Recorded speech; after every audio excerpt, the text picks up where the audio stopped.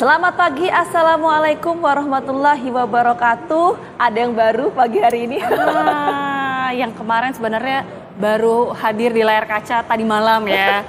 Istirahat 2 detik, kemudian datang ke sini untuk menyapa pemirsa apa kabar Indonesia pagi. Apa kabar Vito? Semangatnya lo. Alhamdulillah baik. Agita sehat ya? Alhamdulillah sehat, ya. Meskipun mungkin sedikit kurang istirahat ya, tapi tetap semangat tentunya untuk menyambut pemirsa. Ini ceritanya curhat menjelang weekend. Ini kalau curhat satu segmen nggak kelar ya gitu ya. Tapi semoga pemirsa tentunya masih bersemangat juga ya, dan juga bersemangat.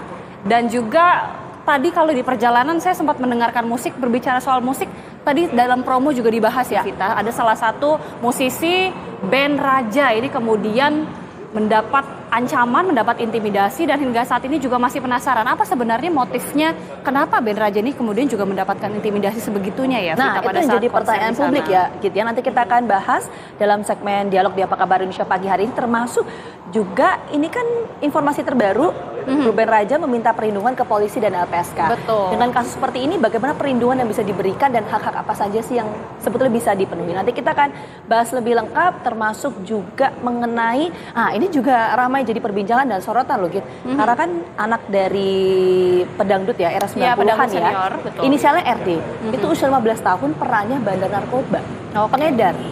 Padahal usianya masih di bawah umur bisa dikatakan ya, masih umur 15 tahun. Ini tentunya menjadi suatu yang sangat miris pemirsa. Kita tentunya akan membahas ini bersama dengan KPAI dan juga dengan psikolog anak pemirsa. Sementara itu kita juga akan beralih ya ke informasi pertama. Kita punya informasi berkaitan dengan Anastasia Pretia Amanda yang melaporkan Mario Dandi, Shane Lucas dan juga AG ke Polda Metro Jaya. Ini apakah kemudian saling berkait, itu yang kemudian masih terus didalami oleh pihak kepolisian karena proses pemeriksaan masih terus berlangsung ya sampai saat ini gitu ya. Kita beralih ke informasi lainnya pemirsa. Ini Kejaksaan Negeri Kota Kediri menolak permintaan penangguhan penahanan artis Ferry Irawan tersangka kasus KDRT. Jadi selanjutnya Ferry Irawan ditahan di lapas kelas 2A Kediri dan segera menjalani persidangan.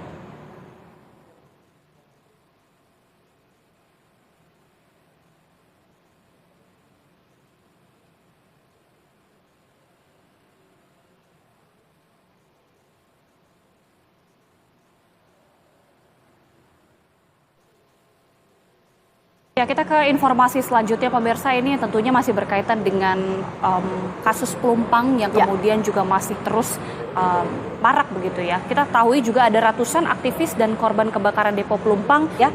Oke, kita jeda dulu. Pemirsa, saat lagi kita akan hadirkan informasi ini yang juga video sempat viral sebetulnya di media sosial. Jadi ini memperlihatkan aksi seorang warga negara asing atau biasa kita sebut bule ya. Ini di wilayah Bali yang membentak polisi. Betul, sudah viral sekali dan kita nanti akan juga mendalaminya ya bersama dengan narasumber. Sesaat lagi pemirsa, Apa Kabar Indonesia segera kembali. Warga Bali ya. Nah, tapi kan aturan sekali lagi ini harus diterapkan. Aturan tetap aturan dan kita tentunya mengharapkan para pengendara baik itu lokal maupun bule ini juga tetap mematuhi ya, tetap mengenakan helm, dan kita ingin pantau juga bagaimana sebenarnya situasi di Bali terkini. Sudah ada rekan kami, ada Aris Wianto. Langsung dari Denpasar, Bali. Oke, ini kita jeda dulu, Agita dan juga pemirsa. Saat lagi kita akan hadirkan informasi ini yang juga sampai saat ini menuai sorotan. Kenapa? Ini berasal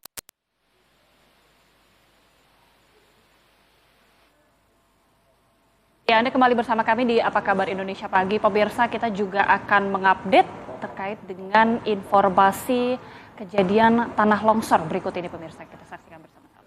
Ya, ini jadi Git dan juga pemirsa, ada kejadian tanah longsor. Ini tepatnya di wilayah Toraja ya. Jadi puluhan pelajar di Toraja Utara, Sulawesi Selatan ini terpaksa berangkat. Oke, kita bergeser ke titik lainnya. Ini dari wilayah Malang. Jadi polisi ini pemirsa kembali menetapkan status tersangka berdasarkan oleh pihak keluarga korban ya. Nah, kita akan langsung tanyakan kepada Kapolres Bau-Bau AKBP.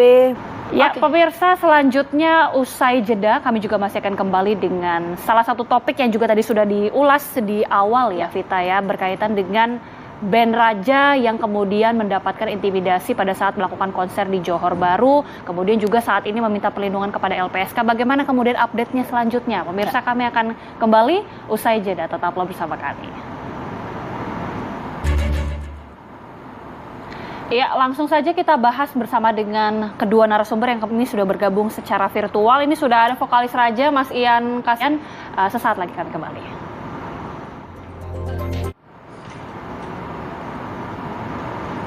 Ya, kembali lagi di Apa Kabar Indonesia Pagi. Melanjutkan pertanyaan yang menggantung ke Mas Ogi dulu ya.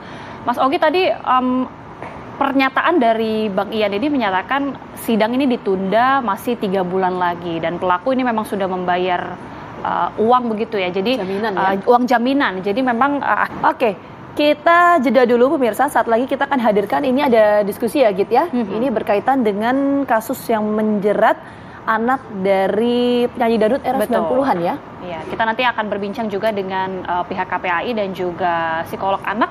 Usai jeda pemirsa, kami akan segera kembali.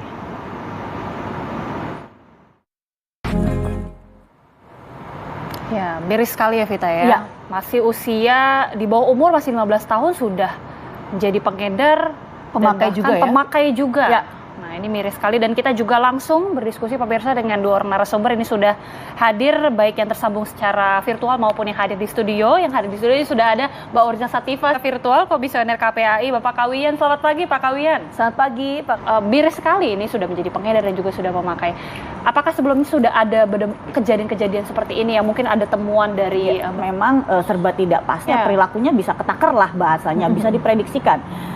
Seperti anak dewasa, orang dewasa umur 30 dia bergaul dengan orang-orang dewasa yang Tidak hanya kasus ini, tapi kita berkaca dari kasus-kasus sebelumnya untuk anak di bawah umur jika terjerat kasus narkoba dengan perannya.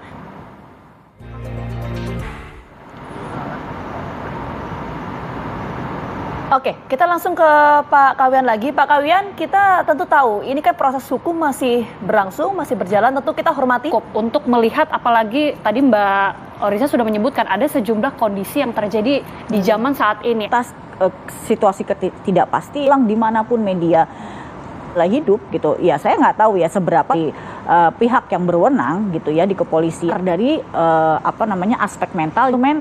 Oh, kalau anak 5 tahun ya paling ya nggak bisa kayak gitu juga misalnya. Oh, anak.